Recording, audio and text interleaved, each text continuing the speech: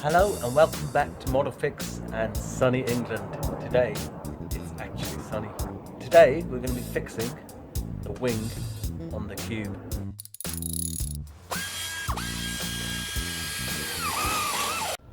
So I think I showed you guys this before in the intro video to the Cube, but this wing is a total shambles. So I have actually ordered another one in silver. So let me just unwrap that and let's have a look at it.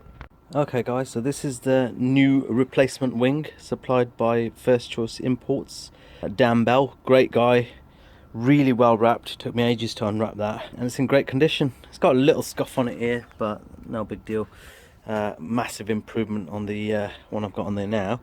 So a good thing to do with these wings is just quickly check all the mounting points. So there's one there, and then there's a couple here, 1, 2, and that looks like about it, but there is some jiggery pokery going on here. There's some little brackets and stuff, so hopefully that's not headlight mounting stuff and bumper mounting stuff. If it is, then I'm gonna have to do a load of stripping, so the headlights are gonna have to come out, grill's gonna have to come out, maybe the bumper. So let's have a look at the car now.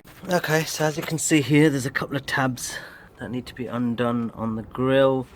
There's one hiding behind this little hole, which goes around the back into that bit there, which we can probably pinch down on.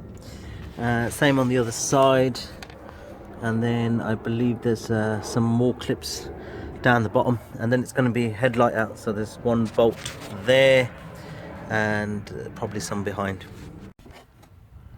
Okay, so that clip there, can't see it properly, that clip there needs squeezing from the top and the bottom, and then that side that sticks out there, and then same on this side. You've got a clippy of here, and that actually goes into the headlight here, so they need to be squeezed out from behind. And then you get to this stage, you got to disconnect the indicator plugs by the looks of it. Okay, so it looks like there's some tabs all the way down the bottom there that you have to pull out, which are connected to the bumper. And I've got it this far out, so I'm going to try and remove the headlight with it in situ if I can. It's that 10mm there, this 10mm here, and see where we go from there. Okay, so it doesn't look like I need to actually remove the headlight fully. Just this bit here that sort of sits in that hole and bolts into this hole here on the wing. So just get that out of the way where it is now, and let's start work on the wing. I think unbolt these two, 1, 2, there's 2 in the door and 2 underneath. I think we've got some more screws and clips and stuff. So there's a clip down here in the arch, there's one down here, and then there's 3 screws there, 1 screw underneath, and then there's one 10mm underneath as well. So let me undo all of that and see where we get to. Just spotted there's another 10mm around the front where the bumper joins the inner arch cover, that, so that one will have to come out as well. Okay, there's another 10mm in here which connects the bumper to the wing, so that needs to go. Okay, that's out, and I've just popped that out nicely, so hopefully I don't have to take the old bumper off, and this wing should just about be ready to come off now. Just the 2 bolts inside the door and we'll be off. Okay, just that baby, that one there, and there's one down here, that one. Those 2 to go and the wing should be off hopefully. Oh, and don't forget to disconnect the indicator that just twists out. I'll try and do that one-handed if I can. Can't. Okay, so the wing still doesn't want to come off. It's quite tight on there still, and what I've discovered is that there's a bolt down here just behind that plastic bracket. So let's get that baby out. Don't make it easy, do they? There's a whole bunch of stuff here that clips, all these pipes and stuff all clip into the wing here, so let's pop that out with some needle nose pliers, and hopefully that'll be that. What an absolute pain in the arse. There's a, I think there's a bolt behind here. In order to remove that, you have to take this plastic clip out, wiper arm off, which I've just undone the bolt for. It's a 14mm bolt, and then hopefully this will lift and give us some access behind there. Looks a bit upset, doesn't it? Right, okay, so what I had to do was remove all of this plastic trim just to get to one little nut down here. Can you see that? All that just to get to that. I think this might come off actually. It's a little trim. Yep, there we go. And there it is. There it is. One little bolt. Okay, we're most of the way off now, but I don't know if you can see in here. I want to brush all this shit out in a minute, but as you can see in here, this gluey stuff here down the end, where my finger's pointing, you need to get a knife or something and cut into that, and then the wing will release, I think. So let's do that. And that, guys, about 1 hour later, is one wing with half the earth growing in it off. Yay! So this is what the motor looks like without the wing. Doesn't she look sexy? Maybe I'll run it like that for a little while. Right, okay, so that's off now. I might just clean some of this crappy overspray off here.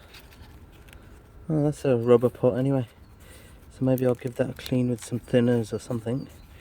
Get rid of all this crap here with a brush. Treat that little bit of rust there, and then put it all back together, I think. Okay guys, I've just given this a quick rub down with some thinners and got rid of some of the overspray, so I think I might give it another hit and then see how far we get. This bit is particularly thick, so I don't want to be too vigilant with the thinners, because what will happen is it might eat into the black, and I don't want that to happen. Just going to attack this rust here with this baby and clean it all up a little bit. So after a quick buzz down, you can see the rust really isn't that bad. I'm just going to hit it with some of this stuff here, then I might stick a bit of zinc primer over it if it's got enough time to cure. Okay, so as you can see, this is cured nicely. Next day now, so I'm just going to chuck a bit of zinc primer or some under seal or something over that. Alright, I've just given it a quick spray with this stuff here, Hammerite underbody seal, and it's got added wax oil in it, so hopefully that'll be good for years to come. No one's ever going to see it anyway, so happy days. Okay, so I've put the two inside door bolts in, and the bottom bolt and the top two wing bolts here. I'll just loosely put those in for now. And the alignment's really good. As you can see, nice even shut line all the way down, so happy days. I'll just put all the nuts and bolts back, reverse of how I took it off, and we should be good to go. Okay guys, after a little bit of fettling, the wing is on, shut lines are good. That's the passenger, that's the driver, not too different, so that's good. And then we've got that gap there, which is beautiful, and it's all back on, lovely. I've just got to do a bit of cleaning up tomorrow. I've just got to put this bolt back in,